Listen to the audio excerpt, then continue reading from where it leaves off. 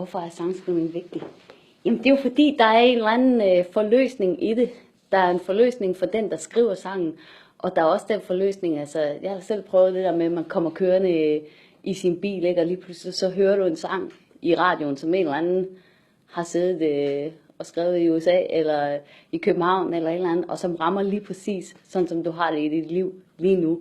Så det er jo fordi, at sangskrivning siger noget om, hvordan det er at være menneske, og der kan være en eller anden forløsning i at høre en sang, som taler til dig, og måske sætter ord på noget, som du ikke lige selv har kunne sætte ord på i din hverdag. Hello.